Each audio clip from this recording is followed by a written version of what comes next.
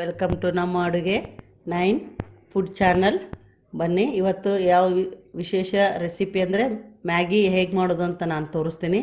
Maggi ಅಂದರೆ ಎಲ್ಲ ಮಕ್ಕಳಿಗೆ ಭಾಳ ಇಷ್ಟ. ಅದಕ್ಕೆ ಮಕ್ಕಳಿಗೋಸ್ಕರ ಇವತ್ತು ನಾನು ಮ್ಯಾಗಿ ರೆಸಿಪಿ ತೋರಿಸ್ತಾ ಇದ್ದೇನೆ ನೋಡಿ. ಮೊದಲು ಒಂದು ಪಾತ್ರೆಯನ್ನಿಟ್ಟು ಒಂದು ಸ್ವಲ್ಪ ಎಣ್ಣೆ ಹಾಕಿ ಗ್ಯಾಸ್ ಮೇಲೆ ಇಟ್ಟಿದ್ದೇನೆ.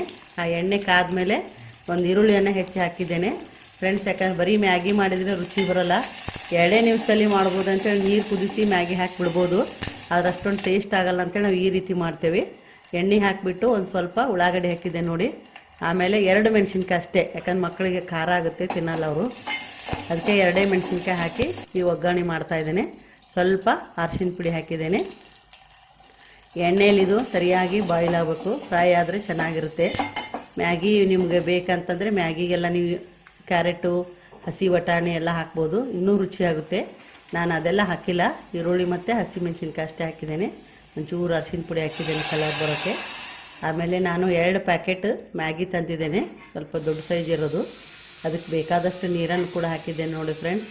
ನೀವು ಕೂಡ ಎಷ್ಟು ಮ್ಯಾಗಿ ತೊಗೋತೀರೋ ಅಷ್ಟು ನೀರು ಹಾಕಿರಿ, ಎಷ್ಟು ಬೇಕೋ ಅಷ್ಟು ನೋಡ್ಕೊಂಡು ಹಾಕಿರಿ. ನಾನು 2 ಪ್ಯಾಕೆಟ್ ತೊಗೊಂಡು ನಿಮಗೆ ತೋರಿಸ್ತಾ ಇದ್ದೇನೆ. ಸ್ವಲ್ಪ ರುಚಿಗೆ ತಕ್ಕಷ್ಟು ಉಪ್ಪನ್ನು ಕೂಡ ಹಾಕೇನೆ ನೋಡಿ. ಈಗ ಮ್ಯಾಗಿ ಭಾಳ ಚೆನ್ನಾಗಾಗುತ್ತೆ.